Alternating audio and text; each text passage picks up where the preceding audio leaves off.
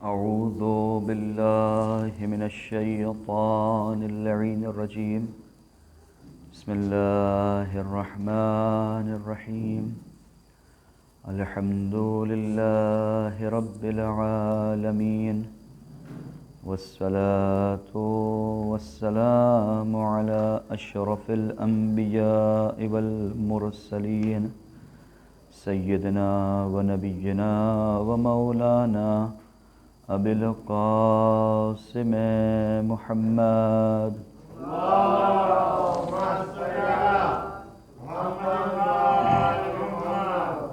والصلاة والسلام على أهل بيته الطيبين الطاهرين المعصومين المظلومين المقتولين، ولعنة الله على أعدائهم أجمعين من يومنا هذا إلى قيام يوم الدين. أما بعد، فقد قال الله تبارك وتعالى في محكم كتابه وهو أصدق الصادقين وقوله الحق. بسم الله الرحمن الرحيم. قل إن كنتم تحبون الله فاتبعوني يحببكم الله. صلوات بھیجو محمد وآل محمد پر. اللهم صل على محمد وآل محمد. شب عاشور ہے اور جو عنوان میں نے انتخاب کیا تھا کربلا درسگاہ عشق، وہ اپنے آخری منزل پر ہے. کل کی گفتگو سے جوڑتے ہوئے بات کو آغاز کرتا ہوں بغیر تمہید کے کہ آپ کے سامنے عرض کیا تھا کہ یہ پروردگار عالم نے یہ دل اپنے لیے قرار دیا ہے. یہ قلب حرم الہی ہے، لہٰذا اس میں غیر اللہ کے آنے کی کوئی جگہ نہیں ہے.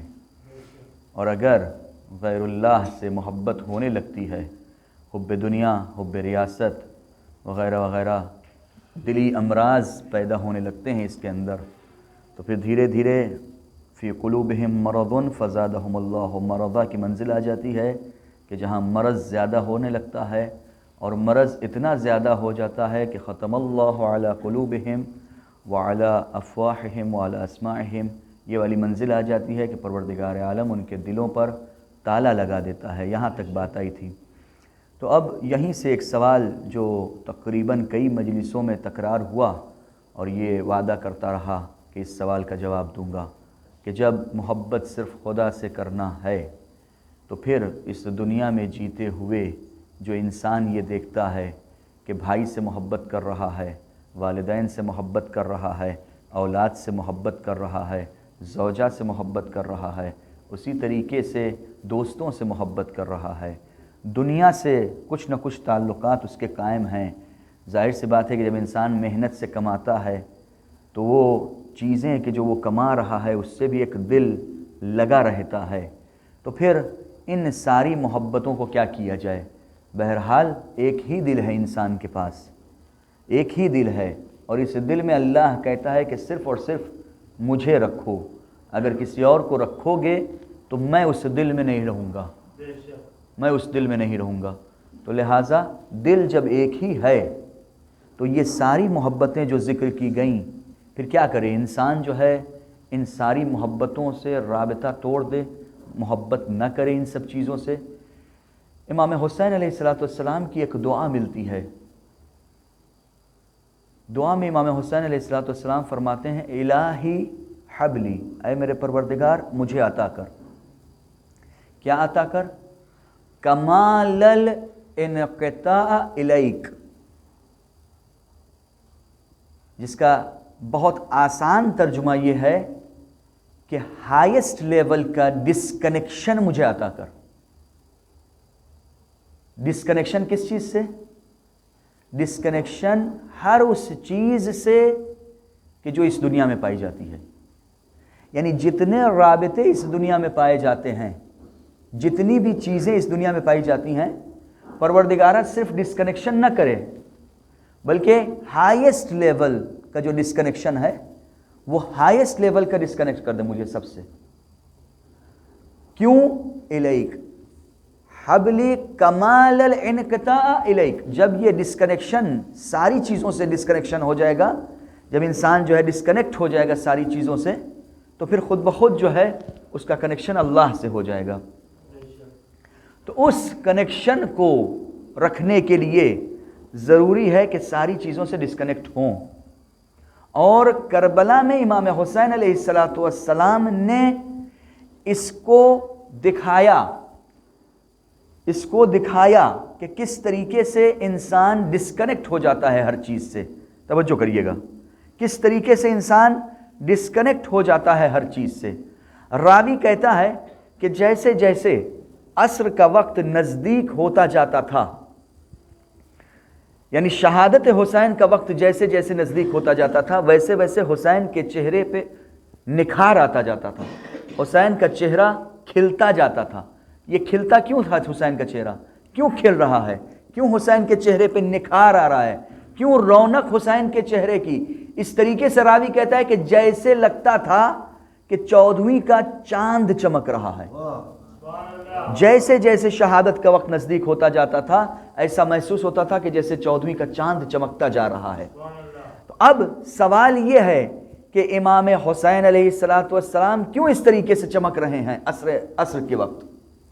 وجہ اس کی یہ ہے کہ ہر چیز سے ڈسکنیکٹ ہو چکے ہیں.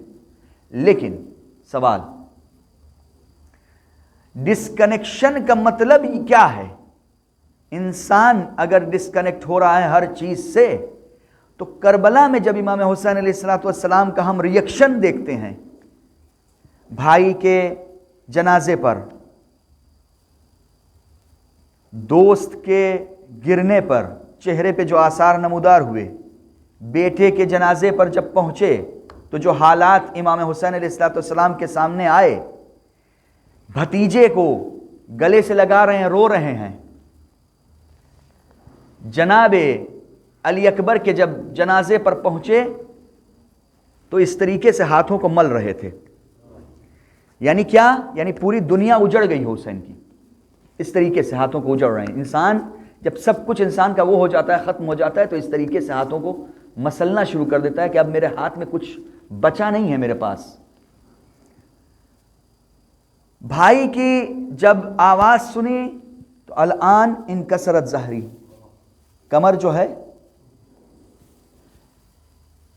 حبیب کے، جیسے ہی حبیب گرے ویسے مقتل کہتا ہے کہ فبان الانکسار علی وجہ الحسین، حسین کے چہرے پر شکستگی کے آثار تھے، یعنی حسین ٹوٹ چکے تھے.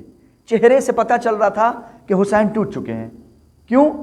کیونکہ دوست گرا ہے. توجہ کریے، یعنی اس کا مطلب یہ ہے، دو چیزوں پہ غور کریے. راوی نے جو روایت کیا ہے کہ جیسے جیسے شہادت کا وقت نزدیک ہوتا جاتا تھا ویسے ویسے چہرہ چمکتا جاتا تھا، اور دوسری طرف جب یہاں پہ نقل کر رہا ہے کہ جناب حبیب جب گرے ہیں اور آواز دیا ہے تو امام کے چہرے پر شکستگی کے آثار آ گئے، یعنی امام حسین ٹوٹ چکے چہرے سے پتہ چل رہا تھا. اس کا مطلب یہ ہے کہ اس وقت جو لوگ وہاں پر موجود تھے وہ حسین کے چہرے کو بہت غور سے پڑھ رہے تھے کہ حسین کس وقت کس کیفیت سے گزر رہے ہیں. چہرے سے ہر چیز کا پتہ لگا رہے تھے کہ ابھی حسین کے دل کی کیفیت کیا ہے. جب بھائی گر رہا ہے تو دل کی کیفیت کیا ہے، بیٹے کے جنازے پہ پہنچتے ہیں تو دل کی کیفیت کیا ہے، بھائی کی آواز جب سنتے ہیں تو دل کی کیفیت کیا ہے، دوست جب گرتا ہے تو دل کی کیفیت کیا ہے، بھتیجا جب جا رہا ہے تو دل کی کیفیت کیا ہے. یہ سب حسین کے چہرے سے ظاہر ہو رہا تھا. تو سوال یہ ہے کہ جو انسان اپنے کو ہر چیز سے ڈسکنیکٹ کر دیتا ہے، بھائی کربلا میں امام حسین علیہ السلام اس مرحلے پر تھے کہ نہیں کہ ساری چیزوں سے ڈسکنیکٹ ہو چکے تھے. تو جب انسان ڈسکنیکٹ ہو گیا ہے تو پھر ریئیکشن جو پایا جا رہا ہے، یہ جو ریئیکشن چہرے پہ پایا جا رہا ہے، یہ جو دل کی کیفیت پائی جا رہی ہے، یہ جو کمر ٹوٹ رہی ہے، یہ جو ہاتھ جو ہے انسان جو ہے مل رہا ہے، یہ کیا ہے؟ پھر اس کو کیا نام دیں گے بھائی؟ یا تو کنیکشن پایا جاتا ہے، کیونکہ یہ ساری چیزیں جو حسین نے اظہار کیا، یہ ساری چیزیں یہ بتا رہا ہے کہ رابطہ پایا جا رہا ہے، اور وہ بھی معمولی رابطہ نہیں، ایک گہرا رابطہ، کہ جب دوست گر رہا ہے تو چہرے پہ اس کا اثر آ رہا ہے، جب بھائی گر رہا ہے تو کمر کے اوپر اس کا اثر آ رہا ہے، جب بیٹا گر رہا ہے تو ہاتھ جو ہے مل رہے ہیں۔ یعنی کیا؟ یعنی ایک گہرا رابطہ ہے۔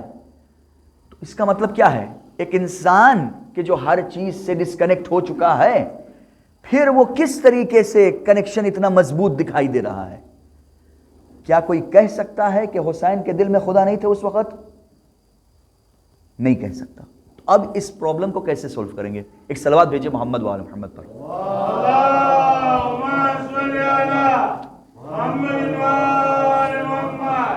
میں بہت ہی مختصر لفظوں میں آپ کے سامنے جو ہے اس مسئلے کو حل پیش کرنے کی کوشش کر رہا ہوں کہ دیکھیے، ایک ہوتا ہے ہاریزونٹل لائن، ایک ہوتا ہے ورٹیکل لائن۔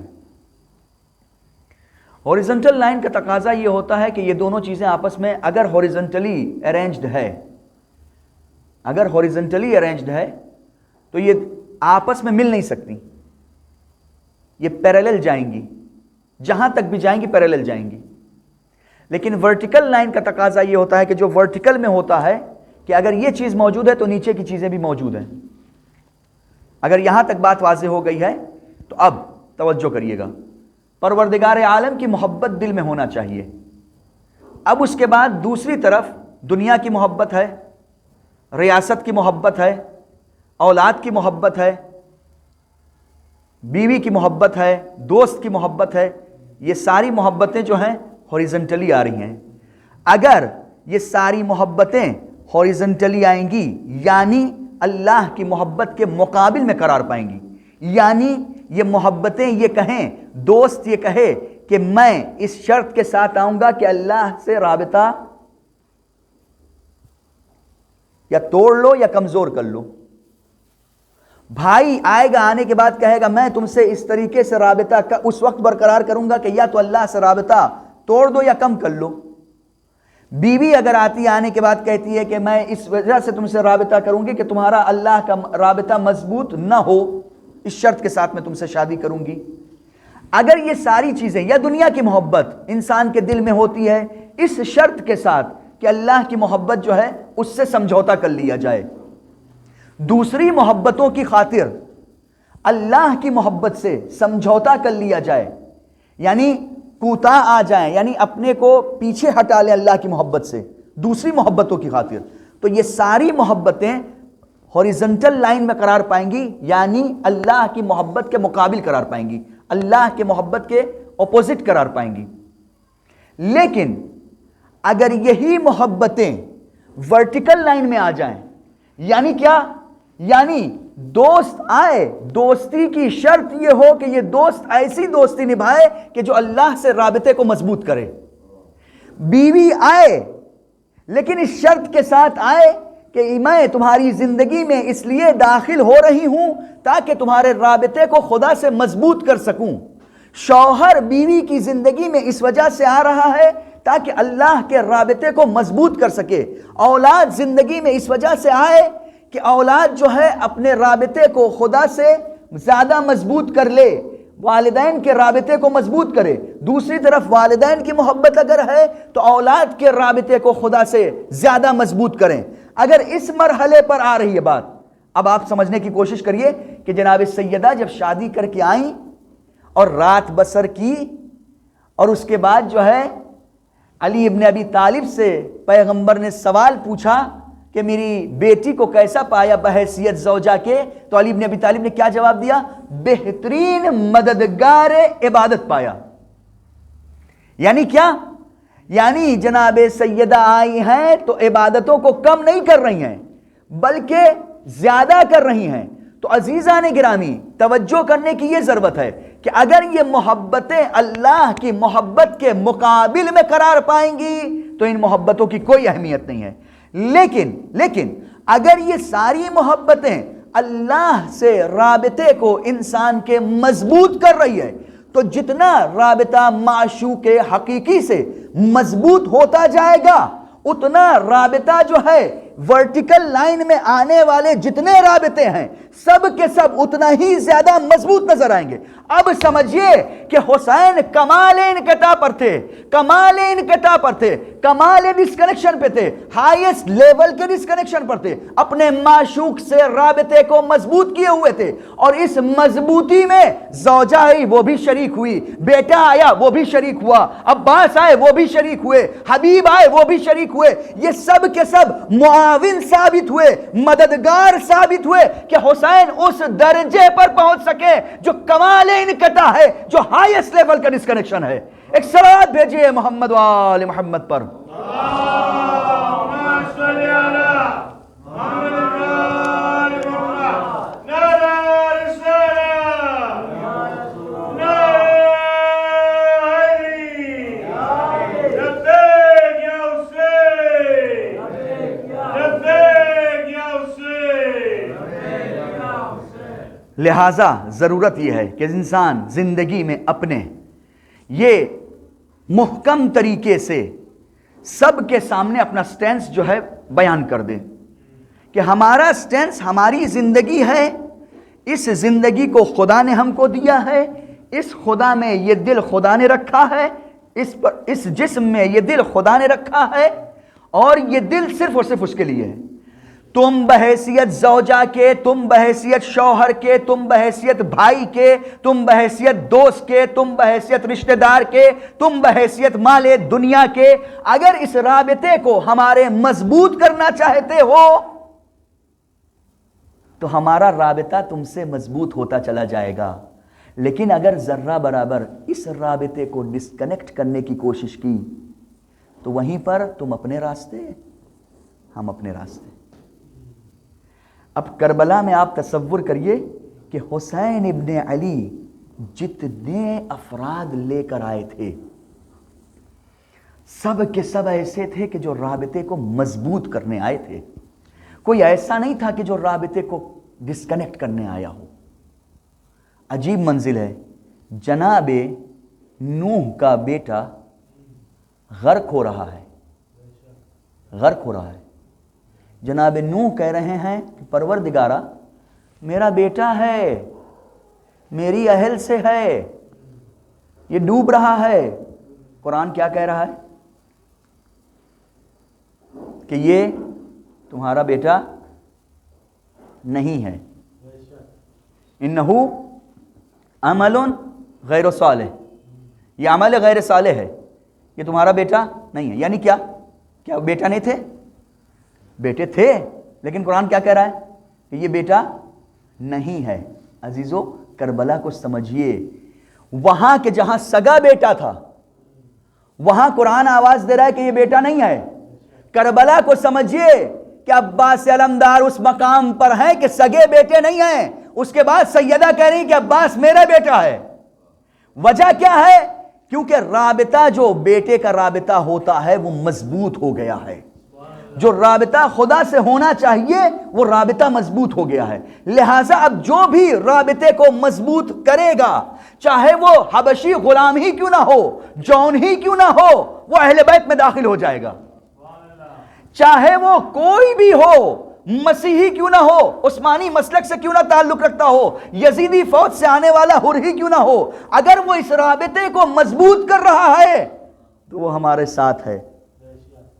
اور اگر اس کے علاوہ کوئی اور ہے جو کربلا میں نظر نہیں آتا، کوئی اور ایسا ہے ہی نہیں کربلا کی تاریخ میں کہ جس کی مثال دیا جائے کہ یہ آیا تھا کربلا میں رابطے کو کم کرنے کے لیے۔ ایک صلوات بھیجئے محمد و آل محمد پر۔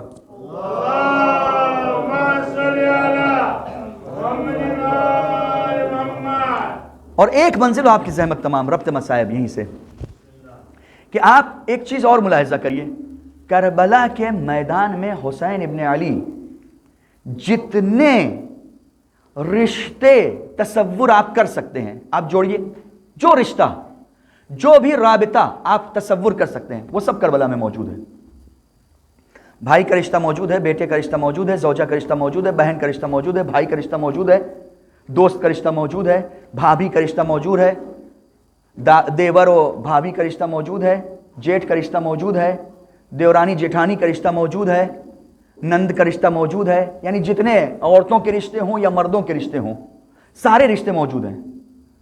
और किसी रिश्ते में, तवज्जो, बड़ी जिम्मेदारी के साथ बात कर रहा हूं, किसी रिश्ते में यह दिखाइए कि जर्रा बराबर इख्तिलाफ पाया जाता हो। यह इख्तिलाफ क्यों नहीं है? इख्तिलाफ क्यों नहीं है? वजह उसकी यह है कि सब के सब सिरात मुस्तकीम पर हैं। इख्तिलाफ कहाँ आता है? इख्तिलाफ कहाँ आता है? इख्तिलाफ वहाँ आता है कि जहाँ इंसान सिरात मुस्तकीम पर गामजन हो, या दोनों जो है इस सिरात मुस्तकीम को छोड़ दें, या एक सिरात मुस्तकीम को छोड़ दें। सिरात मुस्तकीम सिर्फ मोहब्बत अली नहीं है, मोहब्बत अली के साथ साथ जो दिल में धड़कती है, उसके साथ साथ अमल की दुनिया भी सिरात मुस्तकीम है, रिश्ते की दुनिया भी सिरात मुस्तकीम है। तो या जो इख्तिलाफ पाया जा रहा है, उसमें जहां भी इख्तिलाफ आप देखिए, अगर रिश्तों में आपको इख्तिलाफ दिख रहा है, अगर आपको कहीं पर इख्तिलाफ दिख रहा है किसी भी तरीके का, रिश्तेदारी में इख्तिलाफ दिख रहा है, किसी भी तरीके का इख्तिलाफ अगर आपको दिख रहा है, तो यह तय कर लीजिए कि या तो दोनों गलत हैं या इनमें से एक गलत है। हो नहीं सकता कि दोनों सही हो। लिहाजा अगर हमारा इख्तिलाफ किसी से पाया जा रहा है तो यह तसव्वुर करने की जरूरत है, यह सोचने की जरूरत है, कहीं ऐसा तो नहीं कि हम गलती पर हों। और अगर सामने वाला गलती पर है तो उसके साथ इस तरीके से राबिता बरकरार करें कि उसको अपनी गलती के मुतवज्जे करें, कि वो भी आए सिरात मुस्तकीम पर गामजन हो जाए। आप जरा तसव्वुर करिए, अगर आपको किसी मिशन को चलाना है, ठीक है, कोई मिशन है, कभी कभी ऐसा होता है कि आप मिशन लेके चले, मुझे ये काम करना है, कभी ज़ौजा मुखालिफत करने लगती है, होता है, प्रैक्टिकल लाइफ में हो रहा है, मुझे ये काम करना है, ज़ौजा आ गई, मुखालिफत करना शुरू कर दिया, बेटा आ गया, मुखालिफत करना शुरू कर दिया, आपके मिशन से आपको हटा रहा है। दोस्त आया, वो आपको बहकाने की कोशिश कर रहा है कि आप उस मिशन तक, जो गोल आपने, जो टारगेट बनाया है, उस टारगेट तक ना पहुंचिए। कभी भाभी माने आ जाती है, कभी देवर माने आ जाता है, कभी जो है और रिश्ते जो हैं जितने तसव्वुर किए जा सकते हैं वो माने आ जाते हैं कि जो टारगेट आपने रखा है वो टारगेट तक आप ना पहुंचिए। तो अगर वो टारगेट जो है शैतानी टारगेट है तो ये सब हक पर हैं। तवज्जो करिए, मैंने दूसरी तरफ मोड़ दिया। अगर वो टारगेट शैतानी टारगेट है तो वो सब हक पर हैं, आप बातिल हैं, आप अपने को सुधारिए। और अगर दूसरे मरहले पर वो टारगेट इलाही टारगेट है तो अब सबको आपका साथ देना पड़ेगा। और अगर कोई साथ नहीं देता तो आप उस टारगेट को छोड़िए नहीं, क्योंकि दो ही रास्ता होता है कि या इंसान उस टारगेट को छोड़ देता है और या इंसान उस टारगेट को हासिल करेगा, तो सब नाराज हो जाएंगे। तो अगर टारगेट आपका इलाही टारगेट है, अगर गोल आपका, अगर अचीवमेंट आपका इलाही अचीवमेंट है, तो अब दुनिया साथ दे या ना दे, आपको उस अचीवमेंट को हासिल करना है। अब दुनिया को आप मजबूर करिए कि वो आपके उस मिशन में आपको कामयाब करे। अल्लाह रे हुसैन इब्ने अली जिस मिशन को लेकर चले हैं, आप जरा तसव्वुर करिए, भाभी और देवर का रिश्ता कैसा होता है, कितना नाजुक होता है। अगर भाभी कुछ कह दे देवर के जो है भौं चढ़ जाती है, अगर देवर कुछ कह दे भाभी के भौं चढ़ जाती है। नंद और भाभी का रिश्ता, आपस में नंदों का रिश्ता, आपस में देवरानी जिठानियों का रिश्ता, जो औरतों के रिश्ते होते हैं, कितना नाजुक होता है। उसने ऐसे कह दिया, उसने ऐसा कपड़ा पहना था, वो ऐसे कर दिया, उसने ऐसे कर दिया, दुनिया भर की बातें जो है जमा हो जाती हैं।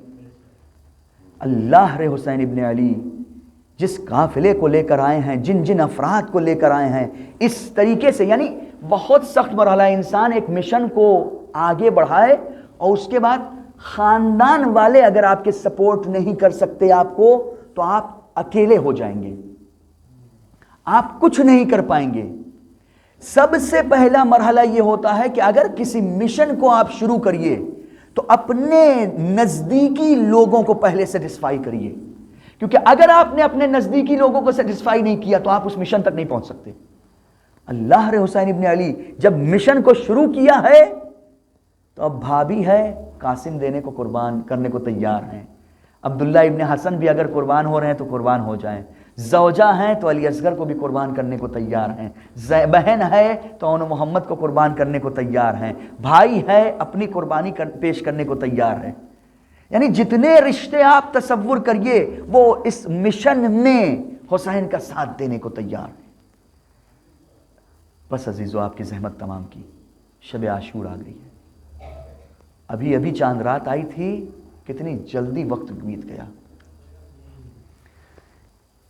ہم نے سوچا بھی نہیں تھا کہ اتنی جلدی وقت بیت جائے گا۔ ابھی تو کھل کر حسین پر رو بھی نہیں پائے تھے، ابھی تو جو حق ادا کرنا چاہیے تھا وہ حق ادا بھی نہیں کر پائے، اور حسین ہم سے رخصت ہونے لگے۔ لیکن یہ رخصتی ہمارے دلوں سے رخصتی نہیں ہے، کیونکہ اگر حسین ہمارے دل سے رخصت ہو جائیں گے تو ہم مر جائیں گے۔ یہ ظاہری رخصتی ہے، یہ رخصتی اس عزم کے ساتھ ہے، اس ارادے کے ساتھ ہے کہ اب حسین ہماری زندگی میں ہر مرحلے پر ہیں ہمارے ساتھ۔ عزیزان گرامی، عصر شب عاشور جب آئی تو میں نے ابھی عرض کیا تھا اوپر کی مجلس میں کہ خیام حسینی سے عبادتوں کی آواز آ رہی تھی، قرآن پڑھنے کی آواز آ رہی تھی، جو سجدے میں ہے وہ سجدے میں ہے، جو رکوع کی حالت میں ہے وہ رکوع کی حالت میں ہے۔ ایک شب کی مہلت اسی وجہ سے لی تھی حسین نے۔ عجیب مرحلہ ہے، حسین ابن علی نے ایک شب کی مہلت لے لی۔ اب منزل وہ آئی کہ ایک مرتبہ رات کی تاریکی میں حسین ابن علی نے چراغ کو گل کر دیا۔ چراغ کا گل کرنا تھا، تم لوگ اپنے اپنے راستے چلے جاؤ، میں چراغ گل کر دیتا ہوں، بیعت اٹھا لیتا ہوں۔ تھوڑا سا یہاں پہ توجہ کریے ایک چیز کی طرف۔ حسین ابن علی نے بیعت اٹھا لیا، یعنی کیا؟ یعنی جنت کی ضمانت لے لی ہے حسین نے، یعنی جہنم کی سے نجات کی ضمانت لے لی ہے حسین نے کہ تم جاؤ، جنت تمہاری ہے، مجھے چھوڑ کے چلے جاؤ۔ حسین ابن علی، میں ذمہ داری کے ساتھ بات کر رہا ہوں، حسین ابن علی نے چراغ گل کیا ہے، چراغ خاموش کیا ہے اور بیعت اٹھا لی ہے۔ اس بیعت اٹھانے کا مطلب کیا ہوتا ہے؟ یہی تو کہ تمہیں جہاں جانا ہے چلے جاؤ، جنت کی ضمانت میں لے رہا ہوں، یعنی آخرت کو سوچتے ہوئے میرا ساتھ نہ دو، جہنم سے تمہیں خوف ہے، جہنم سے میں نجات دینے کو تیار ہوں۔ لیکن اللہ رے کیسے کیسے لوگ لائے تھے حسین، ایک بھی نہ گیا حسین کو چھوڑ کے۔ ایسی جنت نہیں چاہیے کہ آقا آپ کو چھوڑ کر ہو، ایسی جہنم سے ہم کو نجات نہیں چاہیے کہ آپ کو چھوڑ کر ہو۔ سب سے پہلے جس نے سکوت توڑا ہے وہ ذات کون ہے؟ ابو الفضل عباس کی ذات ہے، سب سے پہلے سکوت توڑا ہے۔ کیوں ہم آپ کو چھوڑ کر جائیں؟ اس لیے کہ ہم آپ کے بعد زندہ رہیں۔ مولا ایسی زندگی پر خاک ہے کہ ہم آپ کے بعد زندہ رہیں۔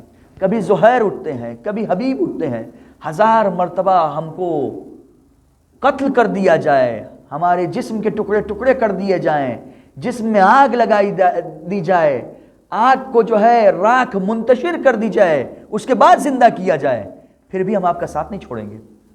عجیب منزل ہے۔ اس طریقے سے حسین ابن علی نے جب دوستوں کو آزما لیا، اس کے بعد ایک مرتبہ خیمے سے نکلے، ہلال ابن نافع امام مقتل کی طرف چلے، میدان جنگ کی طرف چلے، ہلال پیچھے پیچھے۔ امام نے محسوس کیا آہٹ کہ کوئی پیچھے پیچھے آ رہا ہے۔ کون؟ مولا ہلال۔ کہا کیوں آ رہے ہو؟ کہا مولا دل نے اجازت نہیں دی کہ آپ کو تنہا چھوڑ دو۔ اللہ اکبر۔ میں کہوں گا ہلال عصر عاشور ذرا آ جاؤ، ذرا عصر عاشور آ جاؤ، امام کی تنہائی کو دیکھو۔ عزیزو عجیب منزل ہے۔ ہلال کو لے کر گئے، یہ مقتل کا جائزہ نہیں لے رہے تھے، ہلال کو دکھا رہے تھے کہ دیکھو یہ جو ہے اکبر یہاں شاید گریں، یہاں قاسم گریں گے، یہاں قاسم کا لاشا پامال ہوگا، یہاں عباس کے بازو قلم ہوں گے۔ اور ایک مرتبہ ایک نشیب آیا، نشیب سے حسین جو ہے جلدی سے گزرے۔ اب حسین بات کر رہے ہیں اور ہلال پیچھے رک گئے، اور ہلال کہیں گم ہے۔ پیچھے مڑ کے دیکھا، ہلال میں تم سے بات کر رہا ہوں۔ کہا مولا نشیب سے آواز آ رہی ہے۔ اللہ رے حسین ابن علی ایک مرتبہ کہتے ہیں ہلال یہ میری ماں کی آواز ہے جو مقتل کو صاف کر رہی ہے۔ عزیزو اس طریقے سے حسین ابن علی جو ہے خیمے کی طرف پلٹے۔ اب جو خیمے کی طرف پلٹے تو زینب کے خیمے میں حسین ابن علی گئے، زینب کے خیمے میں پہنچنا تھا، بہن نے سوال کر لیا، بھیا کیا آپ نے اپنے اصحاب کو آزما لیا ہے؟ حق ہے زینب کو یہ سوال پوچھنے کا، نانا کے ساتھیوں کو دیکھا ہے، باپ کے ساتھیوں کو دیکھا ہے، بھیا حسن کے ساتھیوں کو دیکھا ہے، پوچھتی ہیں کہ بھیا کیا آپ نے اپنے ساتھیوں کو آزما لیا ہے؟ عزیزو یہ بات جو ہے ہلال نے سن لی، ایک مرتبہ نکلتے ہیں، نکلنے کے بعد حبیب کے خیمے میں جاتے ہیں، اے حبیب تم بیٹھے ہو، ارے بنت زہرا کو ہماری وفاداری پر اطمینان نہیں ہے اے حبیب۔ لو عزیزو غضب ہو گیا، حبیب نے انصار کو جمع کیا، ایک مرتبہ جو ہے اہل بیت بنی ہاشم بھی باہر نکلے، اے بنی ہاشم آپ تشریف لے جائیے، اس وقت ہماری وفاداری کو ہمیں ثابت کرنا ہے۔ عزیزو سارے اصحاب جمع ہوئے، حبیب کہتے ہیں بنت علی کو ہماری وفاداری پر اطمینان نہیں ہے، چلو دوستو چلتے ہیں، بنت علی کو وفاداری کا اطمینان دلاتے ہیں۔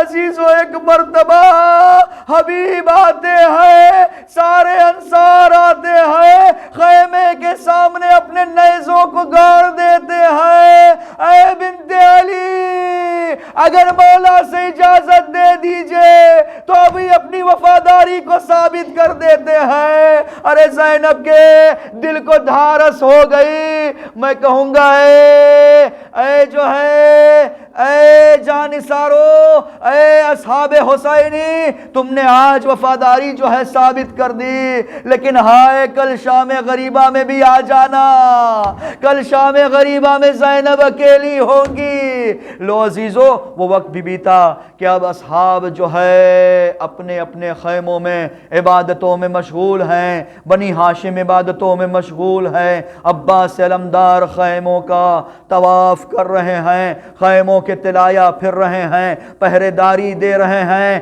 عباس 9 دنوں کا جاگا ہوا عباس ہے، یہ 9 دنوں سے خیموں کا جو ہے طواف کر رہا ہے کہ کہیں کوئی ظالم حملہ نہ کر دے خیموں پر۔ عباس جو ہے خیمے کے ارد گرد رات کو جاگا کرتے ہیں۔ ارے یہ آخری رات ہے کہ آج عباس جاگ رہے ہیں، کل کی جو رات آئے گی پہرا بدل جائے گا، عباس سوتے ہوئے نظر آئیں گے، زینب جو ہے خیمے، زینب جو ہے بچوں کا خیال رکھتی ہوئی نظر آئیں گی۔ لو عزیزو عباس جو ہے طواف کر رہے تھے خیمے کا کہ اتنے میں ایک آہٹ محسوس کی کہ جیسے کوئی آ رہا ہے، آواز دی کون؟ ایک مرتبہ کوئی پلٹ کر جواب نہ آیا، تھوڑی دیر اور انتظار کیا، اس کے بعد اس دلیر نے عباس علمدار میں ایک مرتبہ آواز دی، ارے میں عباس بول رہا ہوں تم سے، کون ہو تم جو اسی رات میں آئے ہوئے ہو؟ ارے اتنا کہنا تھا کہ حسین نے آواز دی، اے عباس ارے تمہارا بھائی حسین آیا ہے۔ لو عزیزو غضب ہو گیا، عباس تھر تھراتے ہوئے مولا کے پاس آئے، ہاتھوں کو جوڑ دیا، مولا آپ کیا کر رہے ہیں اتنی رات میں باہر؟ سنیں گے عزیزو، اگر دل گوارا کر سکے تو سن لیجئے حسین نے کیا جواب دیا ہے۔ ایک مرتبہ حسین کہتے ہیں عباس تمہیں پتا ہے کل کی جو رات آنے والی ہے، اس دشت میں، اس بیابان میں چھوٹے چھوٹے بچے ننگے پیر دشت کربلا میں ادھر سے ادھر ہو رہے ہوں گے۔ اے عباس میں دشت کربلا سے کانٹوں کے درختوں کو اکھاڑ رہا ہوں، کہیں کسی بچے کے کانٹے نہ لگ جائے پیروں پر۔ اے عزیزو مجھے انصاف سے بتائیے، جو حسین بچے کے پیروں پر کانٹوں کو برداشت نہیں کر سکتا، اس حسین نے اصغر کے گلے سے تیر کو کیسے نکالا ہوگا؟ لو عزیزو اصغر ایک مرتبہ جو ہے ہمک رہے ہیں، ایک مرتبہ وہ منزل آئی کہ سب جانثاری کر چکے ہیں، سارے اصحاب قربان ہو چکے۔ اصغر نے ایک مرتبہ حسین نے آواز دی، حل من ناصر ینصرنا، کوئی ہے جو میری مدد کو آئے، کوئی ہے جو میری نصرت کو آئے۔ عزیزو غضب ہو گیا، خیمے میں کوہرام مچ گیا۔ ایک مرتبہ حسین خیمے میں آتے ہیں، بہن زینب رونے کا سبب کیا ہے؟ ابھی تو میں زندہ ہوں، عجیب منزل ہے۔ زینب کہتی ہیں ایک شیر خوار نے اپنے کو جھولے سے گرا دیا ہے، جھولے سے گرا دیا ہے، مجھے نہیں معلوم اصغر کے اندر اتنی طاقت کیسے آ گئی کہ اپنے کو جھولے سے گرا دیا، لیکن ہائے رے شوق شہادت، ہائے رے جذبہ شہادت، یہ جذبہ شہادت تھا کہ جس کی وجہ سے اصغر نے اپنے کو جھولے سے گرایا۔ لاؤ لاؤ لاؤ لے آؤ، مجھے اصغر کو دے دو، مجھے اصغر کو دے دو، مجھے اپنے بچے کو دے دو، شاید ظالموں سے اگر پانی کا سوال کر لوں تو شاید ظالموں کو کچھ رحم آ جائے۔ لو عزیزو غضب ہو گیا، ماں سے بچے کو جدا کیا گیا، بچے کو ماں باپ کے آغوش میں دیا گیا۔ حسین ابا کے دامن میں چلچلاتی دھوپ تھی نا، ابا کے دامن میں اصغر کو چھپا لیا۔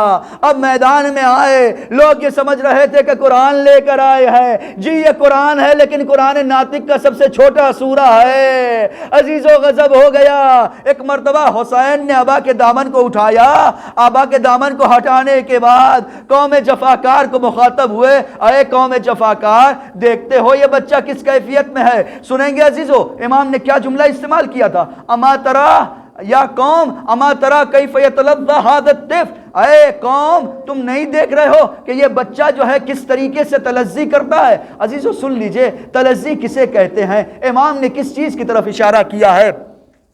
تلذی اس منزل کو کہا جاتا ہے کہ جہاں جب مچھلی کو پانی سے نکالا جاتا ہے، جب مچھلی کو پانی سے نکالا جاتا ہے تو اس کی تین کیفیت ہوتی ہے۔